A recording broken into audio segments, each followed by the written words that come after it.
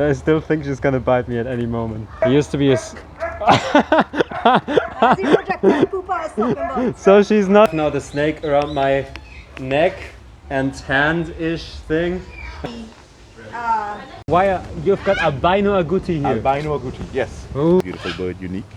Yeah. Not as colorful, but he has the color where it counts. Yeah. Yeah, he's not too keen on most people, and he has a 14-inch reach out of there.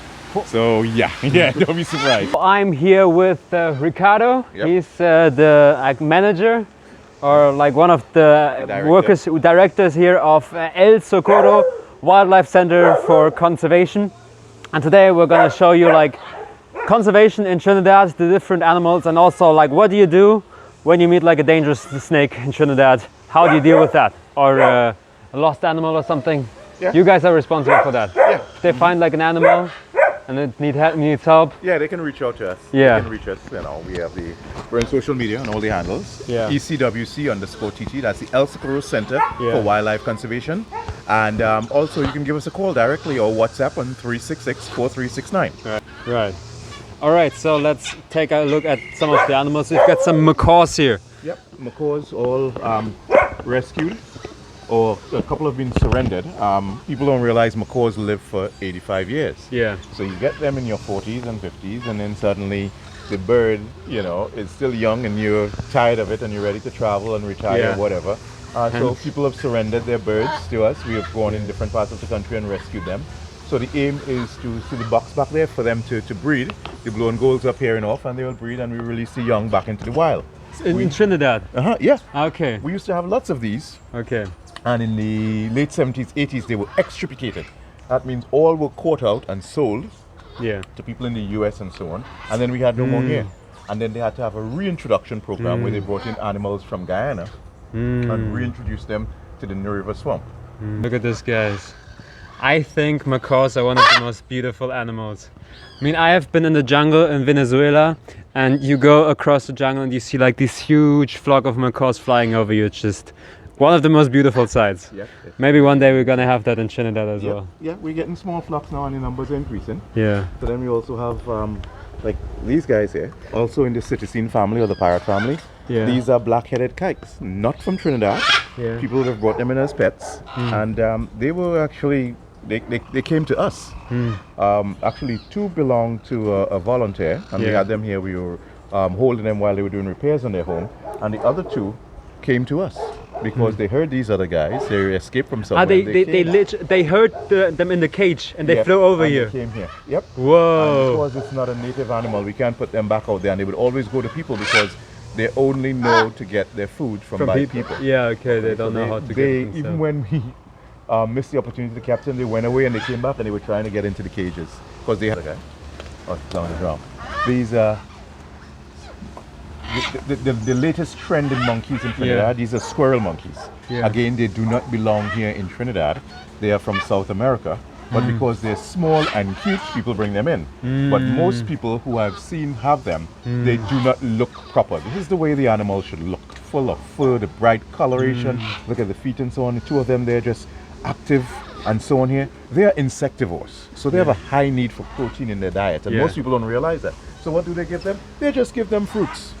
Just give them fruits, you know, and their glycemic index goes up and they go crazy and run around. They do not have proper nutrition. So after a while, their fur starts thinning, the color becomes dull, and they become very lethargic. They need mealworms, superworms, chicken. They need meat in their diet. They need insects to keep that lovely color that you would see if you found ones in the wild. There's fine wire on it, so it was just chain link. Like this was we have to use fine wire because they are dangerous and they can slip out. The little one, I was born in captivity, that one there would escape and go and do all sort of mischief.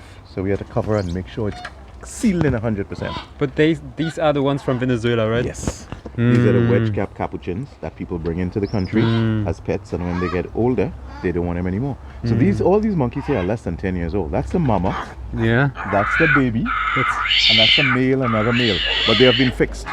So no breeding, no babies. That's the baby there, the little pugnacious one. Right, so less than 10 years. So now we have at what, 34 years again. Taking care of these monkeys. No, I've seen them in Venezuela as well. Saw some of them. Some of the varroa catch them, some of the locals catch them, and then they like sell them to people who bring them across the border, and eventually they end up here. Yeah. Yeah. They're very intelligent animals. Yeah. They're also social animals. So this is a very important structure here. You have the mother, the baby, who's carrying on like a little crazy one, an older male and a younger male. But they're all together, they keep each other company, they fight, they entertain each other, they steal each other's food. That's kind of the structure that they would have in the bush, so they have a normal life. So that reduces the need for us to do extra things for them. They have it done, you know, amongst themselves. They know what to do. They jump about, they sing about, they rip apart the hammocks, they go into the hides and so on like that. Of course, when we move, they will be getting what we call their sanctuary enclosure, because they'll do that for the rest of their life. We will attempt to give them a much bigger enclosure, so we can sort of like kind of leave them there and they can do their own thing. So you want to build like a bigger enclosure for to give them more exercise and more natural behavior. Okay. Why you've got Albino Aguti here? Albino Aguti, yes. Ooh. So, albinism is something that occurs naturally every 250,000 births on average. Ooh. Right? That means it can occur across the spectrum of wildlife animals. Right. Any animal can produce an albino. Right. Even Caucasian white people can be albino. Yeah. And it's strange. When white people see an albino, they say, man, you're white. Yeah. That's because of the total lack of pigmentation. That's what albinism really means.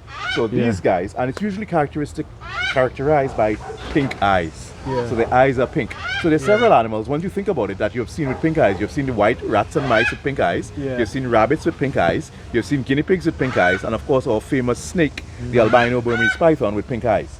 So albinism occurs across as a genetic mutation. In this case, these guys are from Tobago. In Tobago, they occur naturally because instead of being a recessive gene, it's now an advanced gene. So anytime that mama has babies, they're all going to come out albino. There's a gray-lined hawk that we believe was suffered from rodenticide toxicity. That's when people use rat poison, the rats eat the poison, the birds eat the rats, and they get sick and almost die. So we have a couple others outside there. We look at them. This guy isn't ready to come out yet or be released yet. So he's just in there. Then we have a guy here who's getting ready to release. We have to start training him. So you have to be a little careful opening him up here. This is a mews, or an enclosure for a raptor, bird of prey, right? So if you come on this side here, I'll just let you peek inside and you will see. This is the largest owl in the neotropics. It's called a tropical screech owl. There he is. Should be looking directly at you there. Yep. Whoa. There he is. The eyes are crazy. Yes. Tropical. No, sorry, I'm tropical screech owl. This is a spectacled owl. Fat boy. Oh. Fat boy is a manitou or opossum. Yeah. He's one of our ambassadors. But he's white, right? Normally they're not white. Well, you have all different colorations from grey. Okay. Interesting. Grey, blackish, but they're all black-eared opossum. That's who they are, the black-eared opossum. So this is our symbol bird. As you look at our logo, the channel bill. It's the first bird that we have that we rehabbed, and he's also the only type of toucan that is native to Trinidad. So many people say, I've seen other toucans. Yes, you would have, but those would have been smuggled in from South America. This type is our bird, our native toucan. So he was just introduced to this cage because this cage he has here is literally falling apart. All donated cages, but being outside in the elements and the bird urates and so on kind of just knocks them down. This is the other one here. This one is a little more. This is Grant. Oh, he's beautiful. This is the one that goes out. Yeah, it is a beautiful bird, unique. Not as colorful, but he has the color where it counts. And so on there. So this is really our local toucan right there. So that is that is the Brazilian porcupine, also known as the prehensile tail porcupine. Unfortunately, someone had him in captivity and he is blind. He's blind. Completely blind, so we have to keep him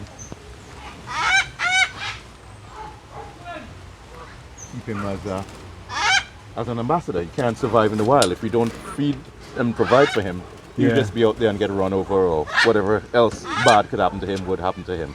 So we actually had another one which we released at Ace Right Nature Center, and we decided to give that one up and make space to keep this one that absolutely cannot go back into the wild. So he's doing fairly well here, being taken care of. Oh yeah, give me some beak. You want to know who that stranger is? Yeah. So there's a couple old birds we have here. When I say old birds, these are ours, have been around for a while. Yeah. Salmon Davy or Salmon Davy, I don't know which one. Give me some beak over here. Give me some beak. Good boy, good boy. These were hand raised, so they're very familiar with my hand and they love this process that we go through, yeah. touching on. So whatever you do, don't get too close to that guy. Yeah, he's not too keen on most people, and he has a 14-inch reach out of there. So yeah, don't be surprised. Load up the back of the whatever and... It was Scott because we found her in Scott Trace Pinal. Yeah. So we named her after the place she was found. And then after a while we realized that she's a female. Oh. So Scott became Scottisha. Okay. A little accident there. Yeah. Oh, nice. How old is she? She's probably about 3 months, 3 to 4 months. Okay. She's very small. And how long until they get like rehabilitated? In the wild, they would Yeah. stay on their parents' back for about 2 to 3 years. Yeah. 2 to 3 years. Yeah. So that's how long she would be. So Basically that will take like a this. long time until Yeah. she can go out in the wild again. But then when we if we rehab monkeys to be released, we need to release them in a troop. Right. As of right So now, they are like in a group together. yeah. As of Okay. right now, she's our only howler monkey that we have. Okay. Yeah, her mom was poached by hunters. Unfortunately, they eat these animals here, which is very illegal to do. Right. So they took the mother and they just left her there. She suffered some injuries from the pellet gun. So you'd see probably like here, you'd see some patches of hair missing, and then on her tail. So she got some bruises while they shot her mother off. But she overcame that and she's doing pretty well right now. A lot of people would see a baby monkey like Scott here, Yeah. and think it would be so cute to have a monkey in Yeah. diaper and have it as a baby. But a lot of people don't know the truth behind that. In order to get a baby monkey, hunters usually have to kill the mother and take the baby off the mother. So that's the harsh reality. Yeah. This is Larry. Yeah. Larry is our grey line hawk. And just as our white hawk over there, someone also caught this bird and decided that they want to keep it as a pet. And same problem with the white hawk, they fed it the wrong diet and he eventually ended up breaking a leg and a wing. And that's how come he ended up with us to be rehabbed. So he's also one of our ambassadors. And being that he grew up around people, that doesn't really make him suitable to be released out into the wild. So, And how did you find him? her name is Squirrel, because we found her in Cora Valley. Yeah. And as the case is, hunters also killed her mother and left her there as a baby. She was So- very small. Wait, there are like anteaters in Trinidad, native. Yeah, we have 2 types of anteaters that are native to Trinidad. Yeah. We have the silky anteater, which is the more common one. Yeah. And then we have the lesser anteater, which is the one that you rarely see. Yeah. Show them how it is kung fu fight. Yeah, so they would stand on their hind legs and use these 2 front paws here to Yeah. those claws. Yeah. That's how they would defend themselves. But so what do you do in the wild when you see like an anteater like this? Leave it alone.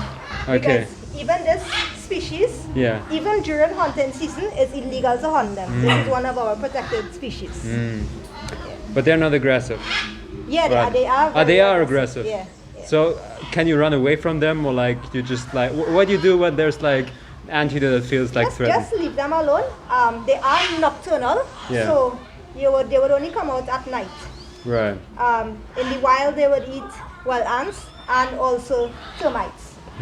But our anteater is very special to Trinidad because our anteater is what you would call endemic. Our anteater is the only anteater you would find with this pure golden color. So the golden anteaters are only in Trinidad. Only in Trinidad. So if you see one of these golden anteaters anywhere else in the world, that animal came from Trinidad. Whoa. They usually have like a black stripe coming across their shoulder there. Yeah. She's very playful, and they also, just like monkeys, they have a prehensile tail. So they use that for climbing.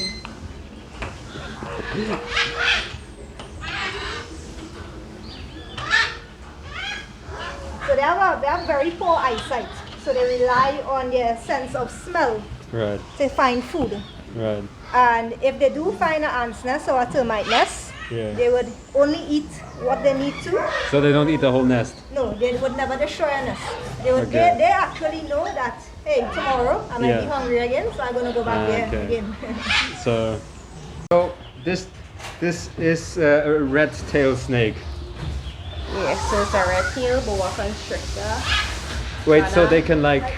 Could tell you her story. I don't know her story, her background, how she reached here. So Donna could tell you on that.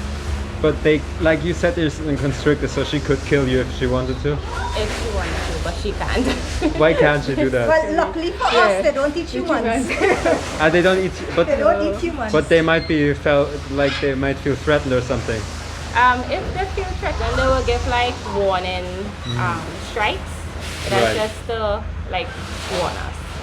But people take that as they're going to bite and kill me and kill it before. And this is native. She's native in Trinidad. Yes. Right. She's poisonous. No, she's actually venomous. She's non-venomous. Okay. So a lot of people in Trinidad, when they see a snake, they just like put out the machete and try to like chop it in half. Yeah, I think it's more like a generation, something that was passed on to us from the elders.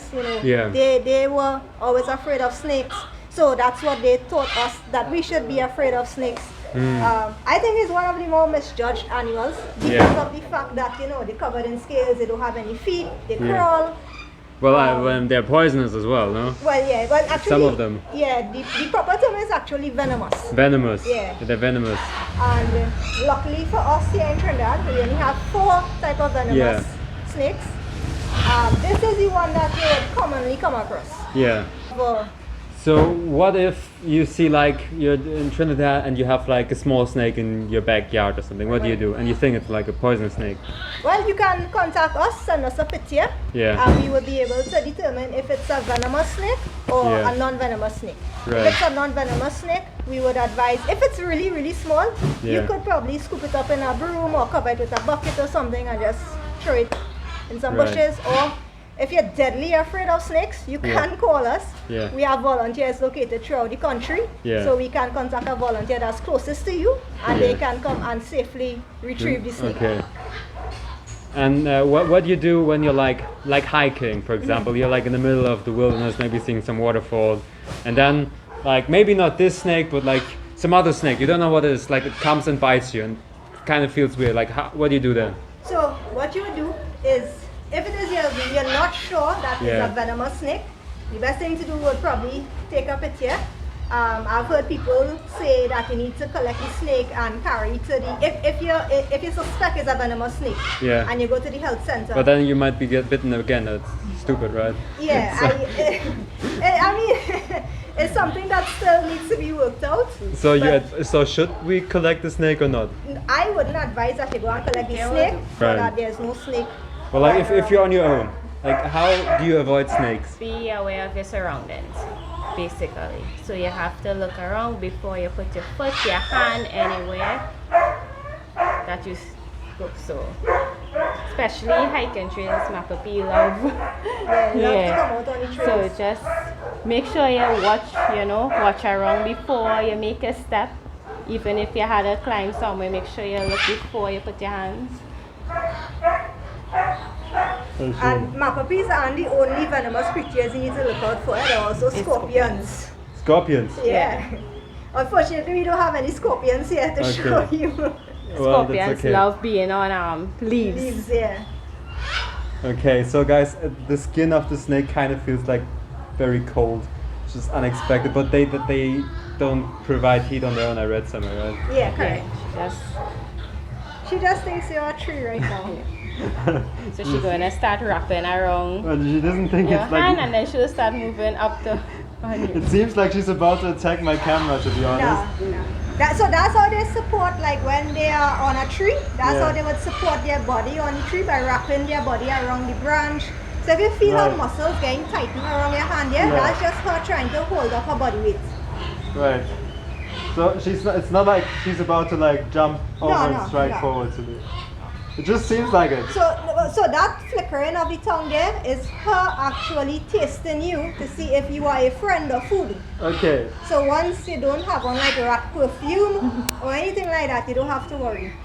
What if I don't have perfume? Rat perfume, if you don't smell like a rat. Ah, no, I don't think my deodorant smells like that. I at least hope not. Yeah. Okay. Now the snake around my neck and hand-ish thing. Like she's chilling around my back, and yeah, okay.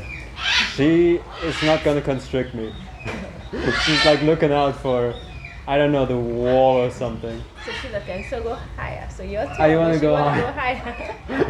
She still thinks I'm a tree. So I still think she's gonna bite me at any moment. Alright, well, let me. Okay. So, yeah, put out your hand. Okay, put out my hand. Yeah. Aww. I actually thought I was like scared of it, but it's not actually that bad, you know? Yeah, nah, she's a chill girl. You know, actually the fact that I know that she won't kill me is like very calming, soothing. It used to be a... That's the projectile poop I was talking about. So she's not... I got it on my eye. She's, I'll be back. she's not threatening. But you're just going? Okay guys, so I'm now... Okay guys, so I'm now alone with like a tarantula on my arm. It's like slowly crawling across my hand.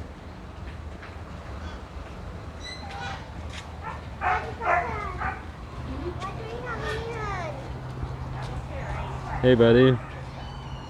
It's actually really cool.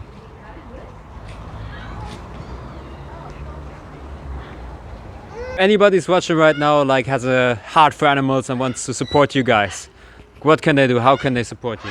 Well, we are the El Socorro Center for Wildlife Conservation. We are on all social media platforms, I believe, except X. I don't think we need to get on there. Yeah. So we are the ECWC_TT, El Socorro Center for Wildlife Conservation. No, I put you in the video description, yeah. Right. So yeah, we're on Instagram, Right. Facebook. I think on Threads also, and you can reach out to us directly with our number. Yeah. And we can make arrangements. We have people who bring in materials, Right. construction materials, they help build cages. We have people who bring in food stuff, Right. sometimes expired food stuff, but it can still work for the animals. Or So if someone has like an animal cage who wants to donate or has some Correct, food yeah. or like wants to volunteer, can reach out to you reach and out, yeah, and help you we'll give guys. the information necessary. Yeah. Or some people, we have lots of followers abroad, Yeah. and they would like to make donations to the bank account. Yeah. Because we are registered NGO, so you can do that also. Yeah. But you need to reach out to us, and we'll provide you that information. You told me also, might be interesting, people can hire you for like Yeah, we do lots birthdays of and stuff. events. But we also do private parties, birthday parties, events, retirement. If you're celebrating your divorce. So if people celebrate it, wait, you actually had that? One lady asked. Wait, one lady wanted to celebrate her divorce and get some snakes for that, and some like. She wanted to get some snakes. Oh. But no, she wanted to be actually kind of mean to the snakes, and I'm like, no, we can't. Okay, you know. okay. We won't portray the animals in a negative light. It's always got to be positive, so that we preserve them. We can only conserve what we love, and our aim is to get you to love them and appreciate them.